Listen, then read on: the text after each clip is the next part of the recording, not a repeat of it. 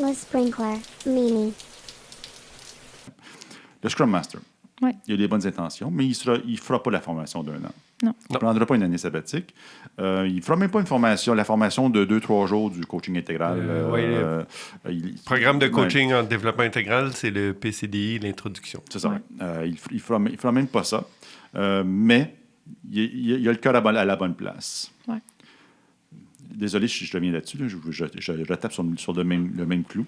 Parce qu'il y a ce volet-là dans le Sprinkler, un petit volet vraiment, vraiment pratico-pratique. Moi, je commence comme... Moi, je suis un ancien développeur. J'étais un lead développeur. Je contrôlais tout.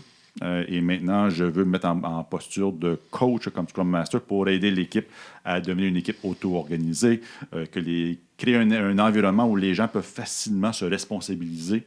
Hein? Je joins tous les volets liés à l'agilité. Ça serait quoi le first... Je ne vais pas payer pour un coach, personne non plus. Attends, donnez-moi pas vos cartes d'affaires. J'ai quand même lu le livre j'oublie l'auteur. Oui, coaching, James Flaherty. James Flaherty, oui. C'est le papa de la J'ai lu le livre, mais c'est bon, mais c'est tellement peu familier pour moi, parce que moi, je faisais de la modélisation je normalisais les bases de données à la 5e forme normale. Donc, mais j'ai quand même, je veux faire quelque chose pour partir le bal. Ouais. La first step, c'est quoi? Moi, j'ai le goût de choquer avec ma réponse. Pose-moi pas une question, man. Je la connais, sa réponse. Ah ouais? La première chose, en sachant qu'il va y en avoir une deuxième. La première chose, rien. T'es sûr? Pardon. Et si tu faisais rien? Ben, je fais déjà rien. Fait que donne. C'est bon. C'est pas vrai, j'ai lu le livre.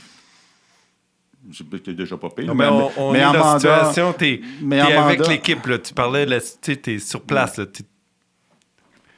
C'est en fait ce qu'il essaie de... En fait... Oui, mais là, je peux continuer. Là, je suis à la maison. Là j'ai dit, Simona, quelle journée. Mon intention était ceci, mais j'ai fait cela. J'ai dit aux gens qu'est-ce qui était pour coder, comment était pour le coder, puis quand ils vont le livrer. Puis j'ai posé une question, mais c'était même pas une question, c'était des jugements. Okay, le feedback, c'était même pas du feedback, c'était du jugement aussi. Donc ça va mal, mon affaire. Là. Bordel, comment je fais pour changer de mindset?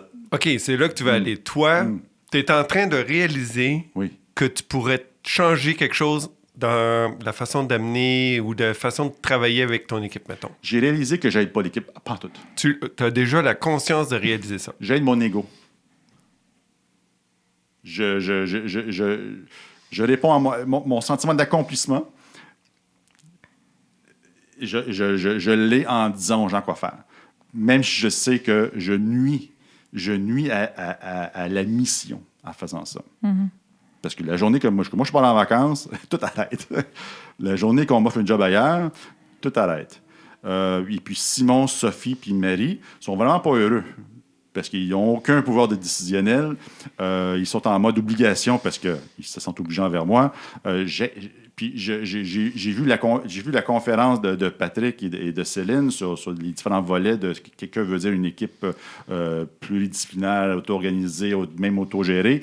Et puis j'y crois fermement. Mais les vieilles habitudes, mes croyances fondamentales reviennent au galop quand je suis face...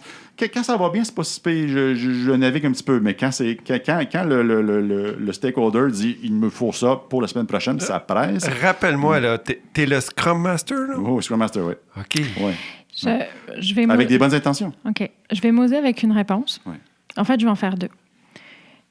J'ai compris quand tu as dit « je ne paierai pas pour un coach ». J'entends. Puis je vais fermer la parenthèse là. Bien, très bien que tu ne veuilles pas payer pour un coach. Mais une voiture, c'est un mécanicien qui la répare. Un avion, c'est un mécanicien aéronautique qui la répare. Mm-hmm. Puis développer des qualités d'être vivant, bien, ça ne se fait pas tout seul. Mm-hmm. Quand on est malade, on va voir un médecin. Quand on a besoin de comprendre ses blessures anciennes, on va voir un thérapeute. Fait que, oui, on peut commencer seul, mais je crois fondamentalement et fermement que c'est un travail qui est extrêmement difficile à faire seul. Mm-hmm. Et je vais le dire, pour mon expérience personnelle, moi, ça fait 5 ans que j'ai décidé de changer de vie, ou en tout cas de faire de quoi avec ma vie de différent de ce que je vivais avant. Ça m'a pris... J'ai travaillé 4 ans toute seule, j'ai travaillé 1 an toute seule. Je jure qu'à recommencer, j'aurais commencé par le développement intégral. Les 4 autres années m'ont amené au développement intégral, fait que je les jette pas à la poubelle, elles ont été utiles. Je dis juste que ce que j'ai appris en 1 an est 10 000 fois décuplé par rapport à ce que j'étais capable de faire toute seule. J'en doute pas. Fait que maintenant, cette parenthèse-là est terminée. Maintenant, en même temps, je veux juste en profiter pour dire que j'ai X nombre de postures à découvrir au cours des 12 prochains mois. Donc, j'ai une formation comme facilitateur avec Sue Johnson dans 2 semaines. Le côté Change Agent, j'y connais absolument rien, mais là, j'ai acheté le livre de Cutter, fait que je vais checker le changement en 8 étapes. Mon coach me dit pas ça, c'est de la merde, mais bon, notre histoire. Donc, mais, clairement, je sens un besoin de travailler la posture de coach.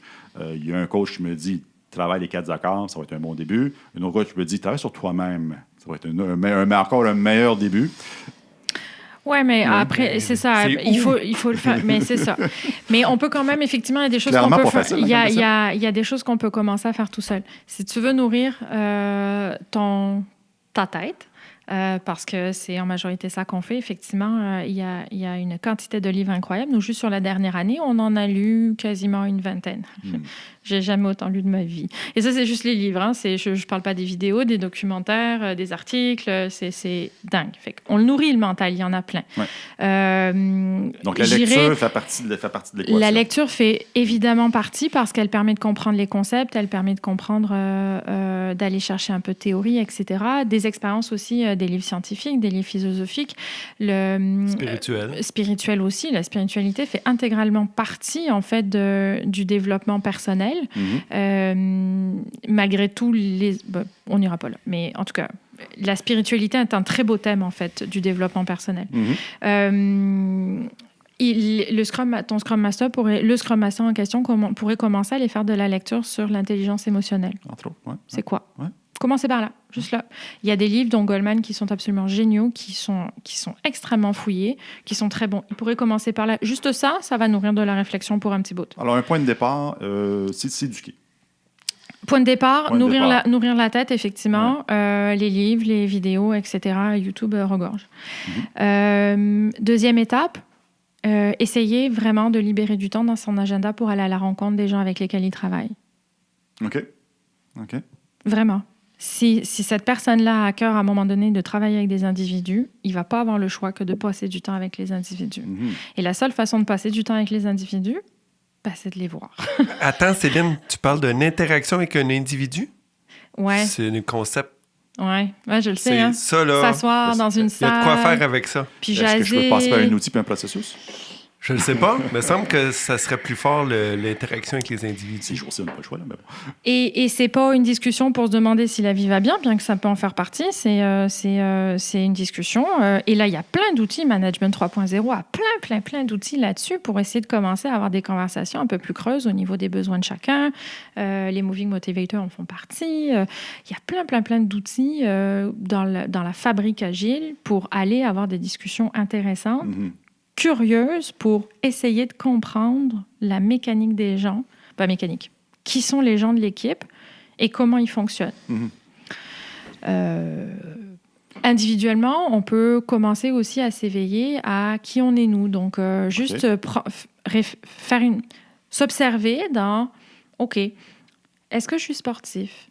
Est-ce que je m'écoute? Est-ce que j'écoute mes besoins de sommeil? Est-ce que je me repose bien? Comment je mange? Est-ce que ce que je fais dans la vie est équilibré? Est-ce que je fais trop de sport versus du temps de repos? Est-ce que je fais juste du chillage devant Netflix toute la fin de semaine au lieu de prendre du temps pour aller dehors et m'oxygéner? Est-ce que je travaille trop? Est-ce que je travaille pas assez? Est-ce que je mets l'énergie qu'il faut dans mon... Juste regarder un petit peu à quoi ressemble sa vie, sans jugement. Ouais. Puis Patrick, tu parlais de journaling. Ah oui, il y a ça aussi. De mettre en existence ce qui vient de se passer. Le nombre de pensées dans notre tête à la minute ou à la seconde, c'est très, très haut. Là. J'ai 90 000 pensées à la minute ou par jour. Non, c'est beaucoup. Quand même. J'ai plus les chiffres exacts. Et un petit clin d'œil à Marie-France qui me répète ça, une prof de yoga et de pleine conscience. OK. Et de tous ces pensées, c'est comme 90% du temps, c'est toujours les mêmes. Qui reviennent. Ah, ouais. Ça peut amener de l'anxiété. Ouais. Tu l'aimes, l'anxiété. Hein? Ouais, non, ben je prépare le terrain. Ah, ouais.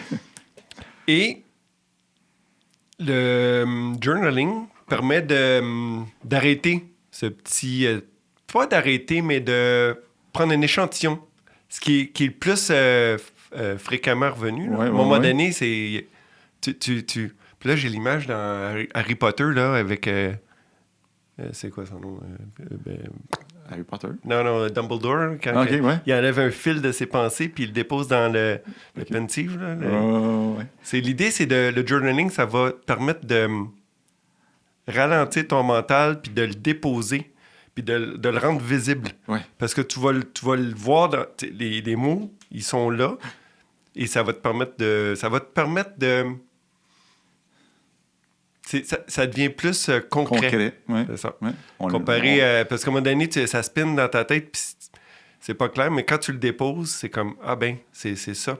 Et, pour moi, ça réduit beaucoup les pensées qui tournent. Il va y en avoir d'autres qui vont apparaître, mais celle que j'ai déposée va se calmer. Ouais.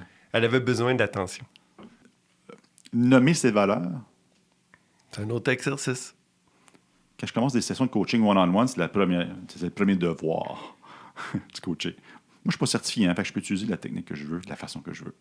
Tu parles avec un client du que one-on-one. Tu coaches. Ouais, je fais avec des équipes aussi, d'ailleurs, c'est vrai, à bien y penser. Mais l'idée qui me vient en tête, là, c'est vraiment la première session, la première requête que je fais auprès du coaché. C'est « Reviens, s'il te plaît, avec une liste de tes valeurs. Qu'est-ce que tu valorises? Qu'est-ce qui est important pour toi? » Et à chaque fois, moi, j'ai toujours une petite voix aussi dans ma tête. Je me dis, cette personne-là va avoir de la misère à le faire. Puis c'est jamais le cas. C'est drôle, hein? C'est weird. Ça dit quoi sur toi? On répond toujours de façon merveilleuse à la mission de revenir avec des valeurs. Oui. Je m'attends toujours que la personne dise, écoute, j'ai pas compris ta question. je comprends pas ce que tu veux même. Puis pourtant, non. Puis les gens le font. Parce que tu es parti du principe que, malgré la petite voix qui est en arrière, il disait il se rendra pas. Ouais. Qui est du jugement. Tu pars du principe et tu pars du postulat que la personne que tu as en face de toi est capable. Et elle l'est, fondamentalement. C'est tout le problème dans le command and control. OK, on va pas là. C'est tout le problème dans le command and control. La vision X puis la vision Y d'une personne, là, si on prend ces travaux-là, c'est fondamentalement comment tu considères la personne que tu as en face de toi. Moi, comme coach, je pars du principe que mon coaché, c'est la meilleure personne pour s'aider. C'est juste qu'aujourd'hui, elle n'a pas les outils pour ça, puis ça, c'est mon travail. Et là où c'est intéressant, c'est moi personnellement, un gros apprentissage que j'ai fait dans cette année aussi, c'est qu'une des raisons pour laquelle je suis allée chercher une formation en coaching, bien avant même d'avoir choisi celle-là, c'est parce que j'en faisais déjà du coaching avant, qui ne portait pas son nom, parce que c'est plus informel, parce que ça se fait plus ad hoc, parce que blablabla. Et une des raisons pour laquelle j'ai été chercher de la formation, c'est parce que je ne me sentais pas du tout équipée et outillée pour soutenir mes clients, parce que quand on part dans une relation de coaching, on accède à l'émotion, on accède au registre personnel, on accède à l'intimité des personnes. Comment on fait pour être soutenant face à une personne qui finalement se connecte à des émotions qui la mettent profondément en détresse parce qu'elle n'a aucune idée qu'elle avait ça en elle? Ben, ça a parlé de moi, en fait. Ça a parlé de mon inconfort à moi parce qu'en fait, je me suis rendu compte que moi, j'avais zéro connexion avec tout un pan de qui j'étais. Et cette année de formation m'a permis de me connecter à cet espace-là. Fait qu'à la fin, j'ai pas appris plus d'outils. Plein.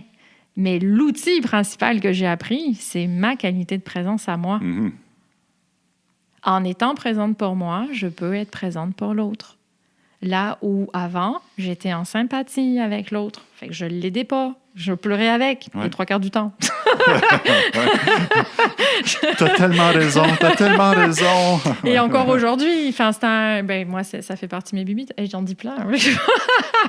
Là, on parle de vulnérabilité, mais oui, moi, ça fait partie de mes bibites. Mais maintenant que je le sais, c'est facile. Maintenant que je le sais, c'est parfait. Ça n'est plus dans l'ombre. C'est devant, c'est présent. Fait que je travaille avec, je compose avec, c'est là. Et c'est aussi pour ça que c'est difficile de dire un outil, une pratique où on ne sait pas qu'est-ce qu'on va découvrir. Donc, on commence par quelque chose. On nourrit peut-être un petit peu l'intellect avec quelques livres. On fait quelques explorations. Oui, il y a des pratiques, la méditation font partie, la pleine conscience, on en entend beaucoup parler, le yoga, tout ça, ça s'inscrit dans cette même lignée-là. C'est très documenté, effectivement. La capacité de se connecter à l'instant présent permet de se connecter à soi, à ce qu'on vit à l'intérieur à ce moment-là, de se libérer de toutes les paroles qui sont environnement, puis tout le bruit qui fait mal. Ça nous permet de vraiment se recentrer. Et quand on est recentré, on a une solidité pour être capable d'accueillir ce qui vient et ce qui se présente. Je suis toujours épatée de voir des coachs agiles ou des Scrum Masters avoir des meetings et faciliter des meetings back-à-back à longueur de journée. Ils font comment? Je veux dire, à un moment donné, là, pour se calmer, pour se poser, pour reprendre leurs esprits, pour digérer, pour accueillir tout ce qui leur est arrivé, puisque faciliter, faciliter, mentorer, coacher, diriger, ordonner, prendre des singes, tout, parce qu'il y en a combien des rôles, là? C'est débile. Ils s'arrêtent quand?